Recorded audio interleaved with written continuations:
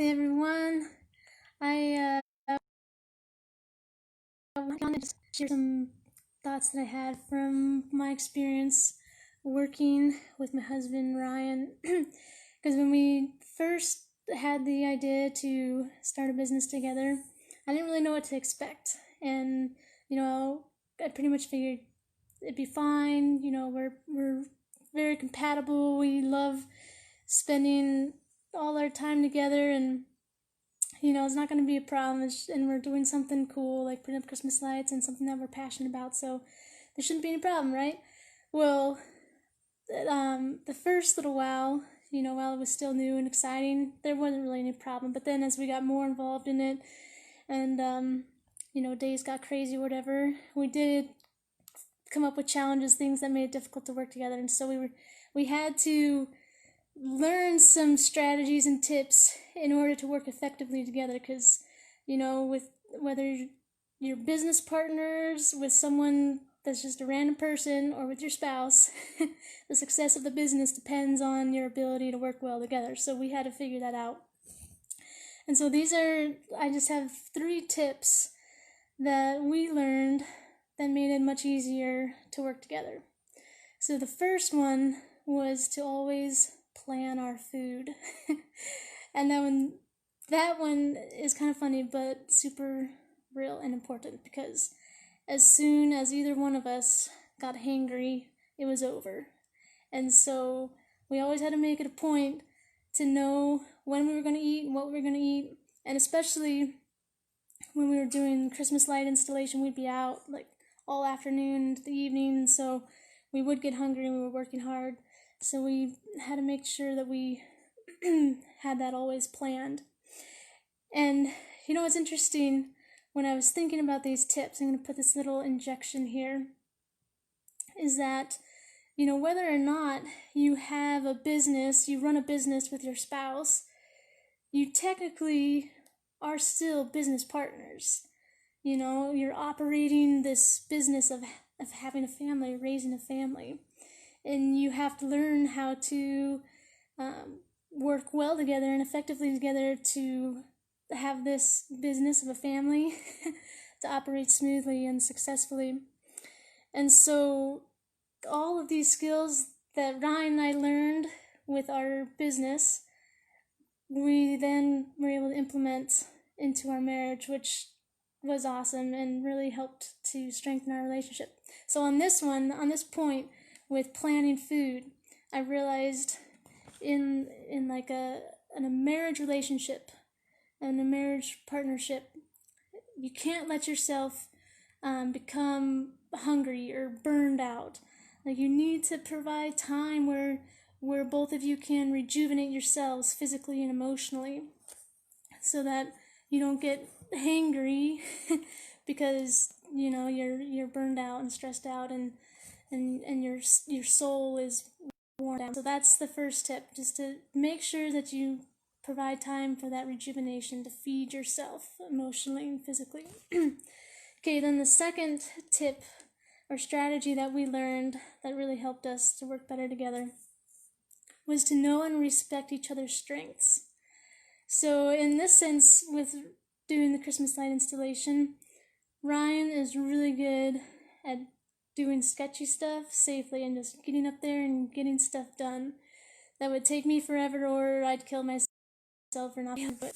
But then I was really good at keeping track of finances and organizing material, and actually going to the different houses and giving bids and communicating with the customers and whatnot. And it wasn't that either of us couldn't do that other responsibility. We could, and Ryan had done the whole business by himself before and had done it well. But there were certain things that we had specific gifts and talents to do. And so part of our success came from recognizing, okay, what are those strengths that each of us have, and then allowing that person to do those responsibilities, and then to just let go of having to control how everything turned out, which is not always easy to do, because you get used to wanting to have things done your way, or thinking that they need to be done a certain way, but to just trust that when it falls in that person's strengths, that they know how to do it and they'll take care of it. So in that sense, that was a really important skill to learn as far as being business partners. But in our relationship, this was really important for us to learn as well, that we need to work as a team, and that there are, things that I do better, that Ryan does better, and that we don't have to do them all, and that I shouldn't expect Ryan to do things that I do well, that he should have to do them well too, or vice versa. Because we're going to have different strengths and different weaknesses. And so we should focus more on, okay, what do you do well? Well, then let's do more of that. And what do I do well? And I'll do more of that. And we'll compensate for each other's weaknesses. And that's what makes a strong partnership, a strong marriage, is being able to step in where the other person lacks without demeaning them, but just being that partner, that teammate, that together you become stronger and more capable. Okay, and then the last final strategy that we learned, the third one, was to make it fun. And this was interesting with Christmas lights, because I kind of get in this mindset of like, all right, let's go to work, let's knock this out, and then we'll party.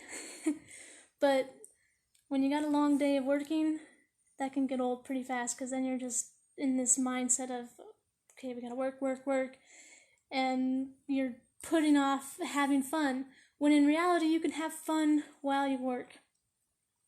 And Ryan and I came up with a fun way to do this with Christmas lights. We would time ourselves to kind of race to see